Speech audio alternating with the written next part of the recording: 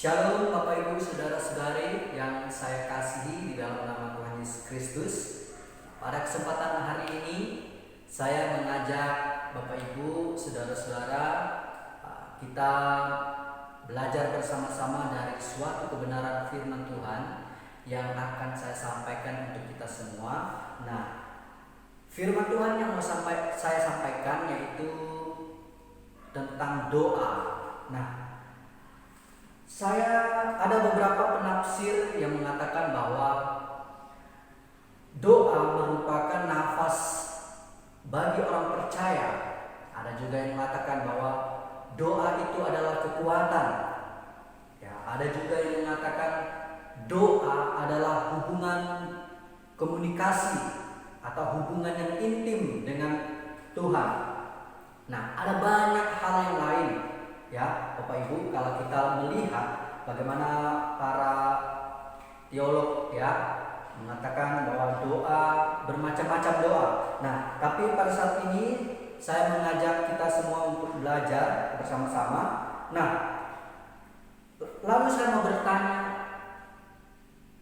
kita sudah tahu tentang doa, ya, dan Tuhan juga tahu setiap kebutuhan manusia. Tuhan juga tahu setiap pergumulan manusia. Tuhan juga sudah tahu semua segala sesuatu. Lalu yang menjadi pertanyaannya, mengapa kita sebagai orang Kristen harus berdoa? Nah, itu yang menjadi pertanyaannya. Tapi bagaimana Tuhan Yesus telah memberikan contoh bagi kita semua, ya. Nah, pada waktu Tuhan Yesus pelayanan di dunia ini, ya, pagi-pagi subuh-subuh Tuhan Yesus datang ke bukit untuk berdoa, ya. Berdoa setiap pagi, ya. Berdoa datang kepada Bapa, mengucap syukur atas kemurahan. Nah, di situ kalau kita melihat bahwa Kristus sendiri memberi contoh dan teladan. Nah, doa juga merupakan suatu perintah dari Allah. Nah, mengapa saya katakan bahwa doa merupakan suatu perintah dari Allah sendiri? Mari kita baca ayat 18 bersama-sama tentang perumpamaan seorang hakim yang lalim dan seorang janda, ya. Nah, kita melihat Lukas 18 ayat 1 sampai 8. Nanti saya akan bacakan untuk kita semua. Demikian firman Tuhan. Yesus mengatakan suatu perumpamaan kepada mereka untuk menegaskan bahwa mereka harus selalu berdoa dengan tidak jemu-jemu. Katanya, dalam sebuah kota ada seorang hakim yang tidak takut akan Allah dan tidak menghormati seorang pun. Dan di kota itu ada seorang janda yang selalu datang kepada hakim itu dan berkata, belalah aku terhadap lawanku. Beberapa waktu lamanya hakim itu menolak, tetapi kemudian ia berkata dalam hatinya, walaupun aku tidak takut akan Allah dan tidak menghormati seorang pun, namun karena janda ini menyusahkan aku, baiklah aku membenarkan dia supaya jangan terus saja ia datang dan akhirnya menyerang aku. Nah, kata Tuhan, camkanlah apa yang dikatakan hakim yang lalim itu.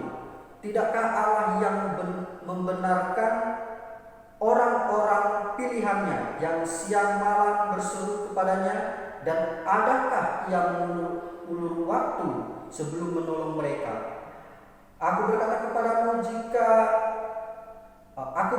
kepadamu, ia akan segera membenarkan mereka. Akan tetapi jika Anak Manusia itu datang, adakah ia mendapati iman di bumi? Nah, Bapak Ibu, di mana Tuhan Yesus sendiri memberikan perumpamaan kepada orang banyak pada saat itu, ya. Nah, Yesus sedang memberi perintah atau menegaskan, ya, untuk mereka berdoa.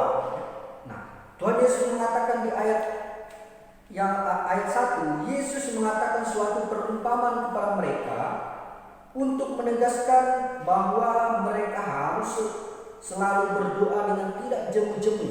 Nah, di sini pernyataan Tuhan Yesus sendiri bahwa jelas ini suatu perintah dari Allah bahwa kita sebagai orang percaya harus berdoa.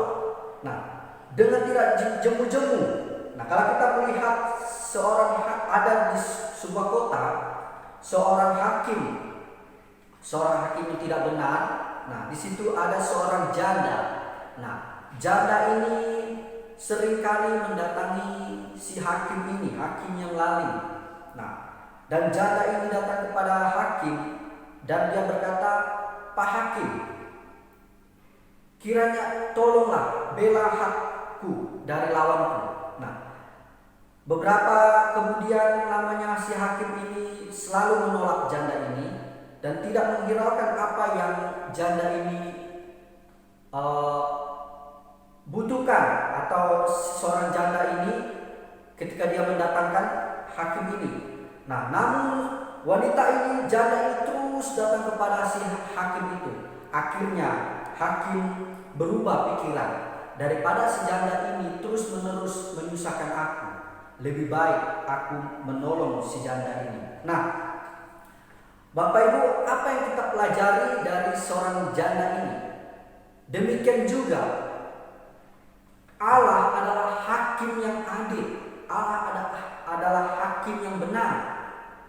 Dia tidak akan membiarkan orang-orang pilihannya, dan dia tidak akan pernah membiarkan orang-orang percaya begitu saja ditinggal seperti janda, ya. Nah, kita sebagai orang Kristen harus sungguh-sungguh berdoa, tidak jemu-jemu, berdoa dan selalu berdoa seperti seorang janda ini. Bagaimana janda ini selalu meminta pertolongan kepada hakim.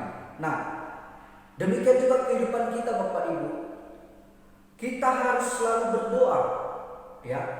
Mungkin banyak kebutuhan kita, ya, tapi ingat, kita harus berdoa dengan tidak jemu-jemu. Ya, di pasal ayat yang pertama mengatakan bahwa mereka harus selalu berdoa dengan tidak jemu-jemu. Nah, orang Kristen adalah orang yang pendoa, ya. Artinya semua orang Kristen tidak memilih siapapun, harus datang berdoa, ya, memohon ataupun banyak pergumulan yang ingin disampaikan kepada Kristus. Mungkin kita mengalami doa kita seringkali tidak pernah dijawab atau belum dijawab oleh Tuhan. Tetapi ingat Bapak Ibu, ingat bahwa Tuhan adalah hakim yang benar.